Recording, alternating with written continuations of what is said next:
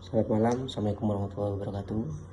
Perkenalkan, nama saya Zainal Abidin, mahasiswa Fakultas Hukum Universitas Muhammadiyah Surabaya, dengan nomor NIM 2025 144084. Saya ingin presentasi terkait pelanggaran kedaulatan negara pada perang Amerika Serikat dan Republik Islam Iran yang saat ini lagi gencar-gencarnya melakukan perdamaian. Pada dasarnya paper kami mengangkat hal itu di latar belakangi terkait dengan kedaulatan negara merupakan prinsip fundamental dalam hukum internasional yang memberikan hak eksklusif kepada setiap negara untuk mengatur wilayah, pemerintahan, dan urusan dalam negaranya tanpa campur tangan negara lain.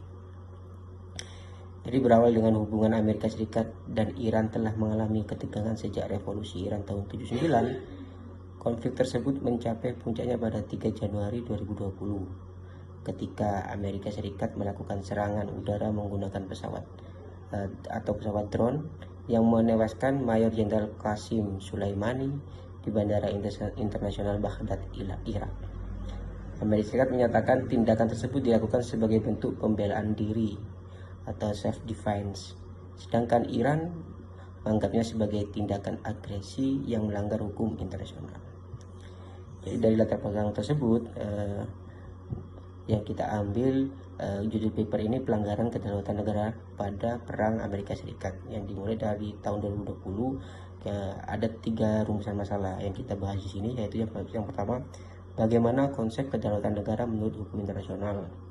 Yang kedua, apakah tindakan Amerika Serikat terhadap Iran dapat dikategorikan sebagai pelanggaran kedaulatan negara? Lalu bagaimana penyelesaian sengketa menurut hukum internasional terhadap dugaan pelanggaran tersebut?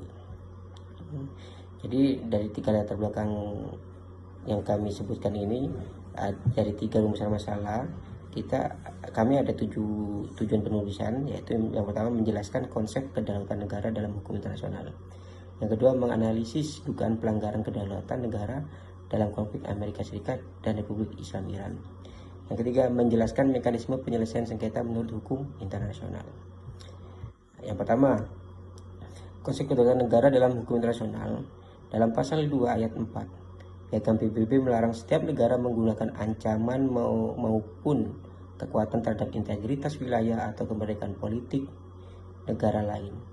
Pengecualian terhadap larangan tersebut hanya diberikan apabila 1. Negara menjalankan hak membela diri sebagai diatur dalam pasal 51 Piagam PBB setelah terjadi serangan bersenjata. Yang kedua, tindakan penggunaan kekuatan mendapat otoritas Dewan Keamanan PBB berdasarkan bab 7 Piagam PBB. Dengan demikian, penggunaan kekuatan militer secara sepihak pada prinsipnya dilarang apabila tidak memenuhi kedua syarat tersebut. Jadi analisis dugaan pelanggaran kedaulatan negara. Yang pertama, penggunaan kekuatan bersenjata di wilayah negara lain berpotensi melanggar kedaulatan dan integritas teritorial negara tempat operasi dilakukan apabila tidak memperoleh persetujuan negara tersebut. Kedua, Amerika Serikat mendasarkan tindakannya pada hak membela diri atau self-defense. Namun, sejumlah pakar hukum internasional mempertanyakan apakah syarat adanya ancaman bersenjata yang bersifat segera atau imminent armed attack serta prinsip kebutuhan dan proporsionalitas telah terpenuhi. Perdebatan ini menjadi salah satu isu utama dalam kajian hukum internasional mengenai penggunaan kekuatan. Ketiga, Iran menilai tindakan tersebut merupakan pelanggaran terhadap kedaulatan negara dan prinsip non-intervensi. Jadi dari beberapa penjelasan tadi itu ada dampak pelanggaran kedaulatan negara. Nah, yang pertama, meningkatnya eskalasi konflik internasional, itu dampak pelanggaran kedaulatan negara. Yang kedua, terganggunya stabilitas keamanan kawasan Timur Tengah. Yang ketiga, memburuknya hubungan diplomatik antara negara-negara terkait. Nah, yang keempat, mengikatnya risiko pelanggaran hukum humaniter internasional.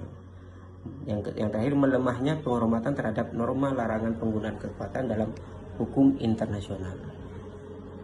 Jadi gimana penyelesaiannya. Jadi di sini kita ada beberapa poin terkait penyelesaian sengketa menurut hukum nasional. Satu, yang mana yang pertama yaitu terkait negotiation atau negosiasi. Yang kedua mediasi, konsiliasi, arbitrase internasional, penyelesaian melalui mahkamah internasional. Yang terakhir tindakan Dewan Keamanan PBB apabila konflik mengancam perdamaian dan keamanan internasional. Jadi dari beberapa penjelasan itu, mulai dari rumusan masalah sampai penyelesaian sengketa dan hukum internasional, di sini kita bisa menyimpulkan kedaulatan negara merupakan prinsip utama dalam hukum internasional yang harus dihormati oleh seluruh negara. Penggunaan kekuatan bersenjata hanya diperbolehkan dalam keadaan tertentu, sebagaimana diatur dalam piagam PBB tersebut, yaitu berdasarkan hak membela diri atau otoritas Dewan Keamanan PBB. Jadi dari kesimpulan itu kami bisa memberikan saran kepada pemirsa atau yang menonton ini, yaitu terkait negara-negara perlu mengutamakan penyelesaian sengketa melalui mekanisme damai dulu sesuai piagam PBB. Nah, penggunaan kekuatan militer hendaknya menjadi pilihan terakhir apabila damai tidak bisa ditemukan titik damai pertemuan itu. Jadi penggunaan kekuatan militer hendaknya menjadi pilihan terakhir dan harus memenuhi ketentuan hukum internasional. Dicatat ya, harus memenuhi ketentuan hukum internasional agar stabilitas dan perdamaian internasional tetap terjaga. Nah, sekian dan terima kasih. Kami Hari. Assalamualaikum warahmatullahi wabarakatuh.